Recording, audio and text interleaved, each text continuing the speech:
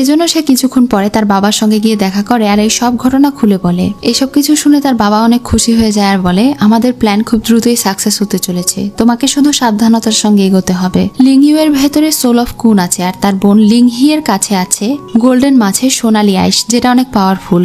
আর লিংহি এখন আমাদের কন্ট্রোলে আছে। এদিকে লিংইউকে দেখতে পাই, সে আহত হয়ে গিয়েছিল জন্য প্রিন্স তাকে সঙ্গে করে নিয়ে এসেছিল আর তাকে সুস্থ করার চেষ্টা করছিল। সে একটা সাধারণ মানুষ হয়ে তাকে প্রোটেক্ট করতে পেরেছে, এজন্য তো প্রিন্স অনেক বেশি অবাক ছিল। এজন্য সে তার কাছে জানতে চায় এমন শক্তি তার কাছে কিভাবে এলো। লিংইউ তখন তাকে 10 বছর আগের ঘটনা বলে। আসলে ছোটবেলা থেকেই তার হার্টে একটা অসুখ ছিল, এ কারণে সে খুব দ্রুতই মারা যেতে চলেছিল। আর সেই দিন সে অনেক বেশি অসুস্থ ছিল।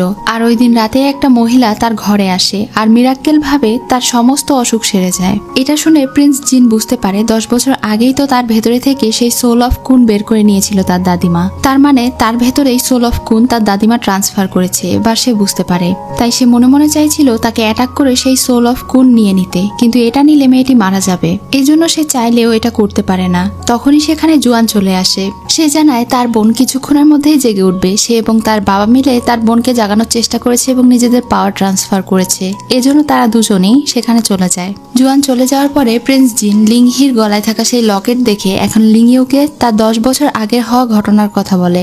তার দাদি যখন তার ভেতরে থেকে সোল অফ কুন নিয়েছিল তখন সে ছোট্ট একটা মাছে পরিণত হয়েছিল। সে সমুদ্রের ধারে আটকা পড়ে গিয়েছিল, তখন একটা মেয়ে তার প্রাণ বাঁচিয়েছিল। আর সেই মেয়ে আর কেউ নয় বরং লিংহি।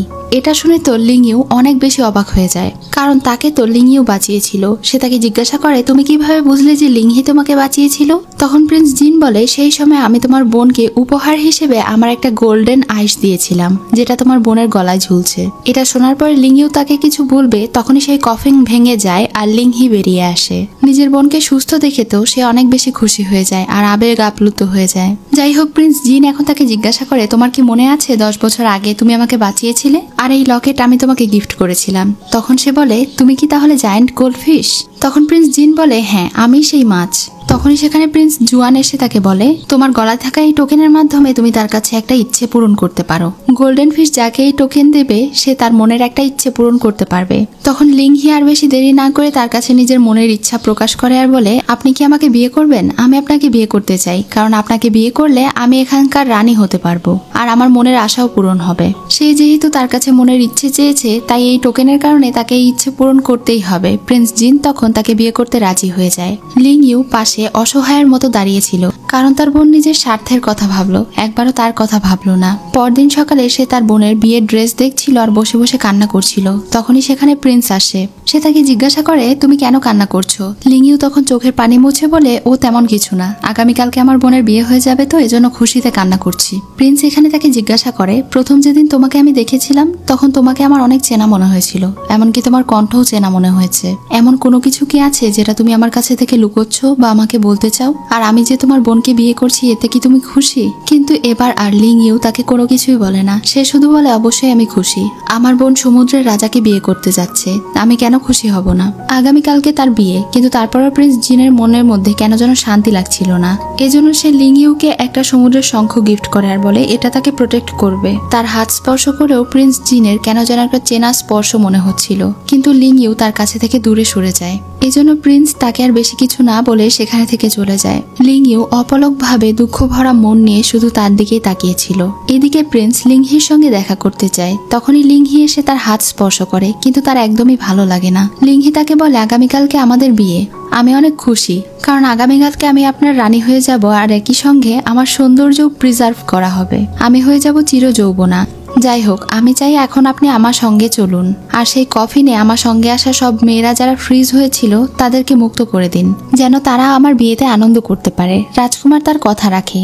সে এখন তাদের দুজন বোনের সঙ্গে সেখানে চলে যায় আর কফিনে থাকা সব মেয়েদেরকে সে মুক্ত করে দেয়। কিন্তু কফিনে থাকা মেয়েদেরকে মুক্ত করার সাথে সাথে অদ্ভুতভাবে সব মেয়েগুলো তাদের উপরে অ্যাটাক করতে শুরু করে দেয়। তাদের মধ্যে কেউ যেন একটা জাদু করে রেখেছিল। সব মেয়েগুলো তাদের জাদু ব্যবহার করে প্রিন্সকে বেঁধে ফেলে, একটা কফিনে আটকে ফেলে। লিংইউ তখন তাকে জায়ান্ট গোল্ডফিশ বলে ডাকে আর বলে, আমি তোমাকে সাহায্য করতে চাই, আমি কিভাবে সাহায্য করব বলো।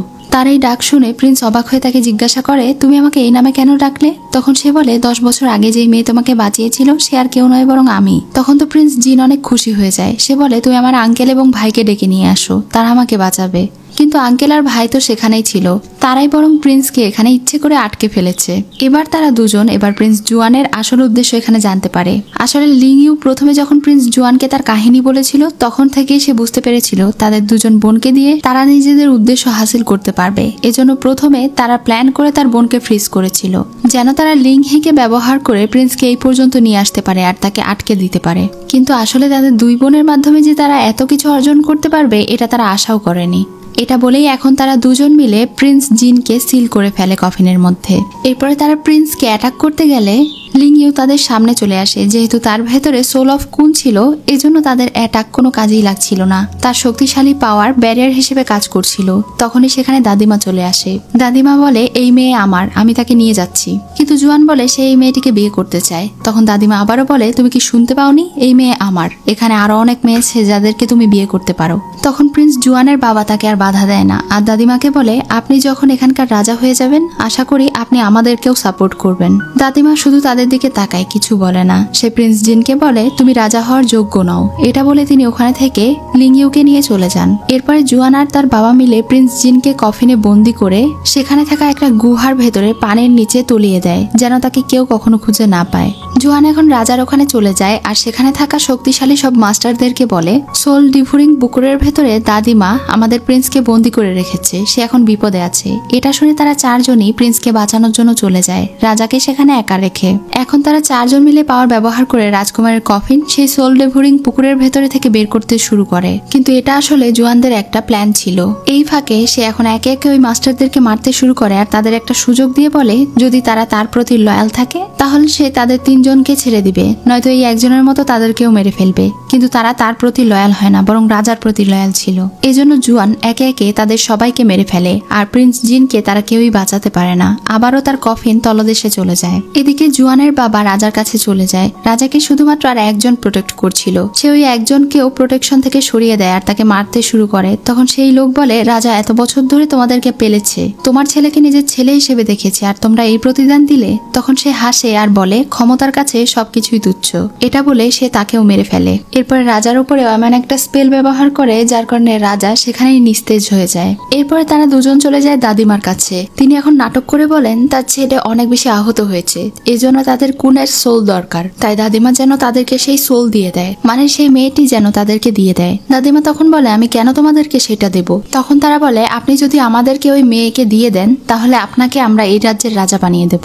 এটা শুনে তখন দাদিমা লিং ইউকে সেখানে নিয়ে আসে। সে লিং ইউকে দুইটা অপশন দেয়। সে বলে, তুমি কি জুয়ানকে বিয়ে করে তার সঙ্গে বাঁচতে চাও নাকি জিনের সঙ্গে মরতে চাও? আমি তোমার ইচ্ছের গুরুত্ব দেব। লিং ইউ এখানে জানতে পারে আসলে 10 বছর আগে দাদিমাই তাকে বাঁচিয়েছিল সেই সোল অফ কুনের সাহায্যে, আর তার ভেতরে সেই সোল অফ কুন আছে। এজন্য সে দাদিমাকে অনেক ধন্যবাদ জানায়। এরপরে সে দাদিমাকে জানায় সে নিজের জীবন দিয়ে হলেও জিনকে বাঁচাতে চায়। এটা বলেই সে নিজের বুকের ভেতরে আঘাত করে বসে। এটা দেখে দাদিমায়ের অনেক ভালো লাগে, যদিও জুয়ান তার এমন আচরণ দেখে অনেক বেশি রেগে যায়। কিন্তু দাদিমা এখন তার জাদুর সাহায্যে তাকে জিনের কাছে পাঠিয়ে দেয়। এটা দেখে জুয়ান আর তার বাবা ভীষণ রেগে যায় আর দাদিমায়ের সঙ্গে লড়াই করতে শুরু করে।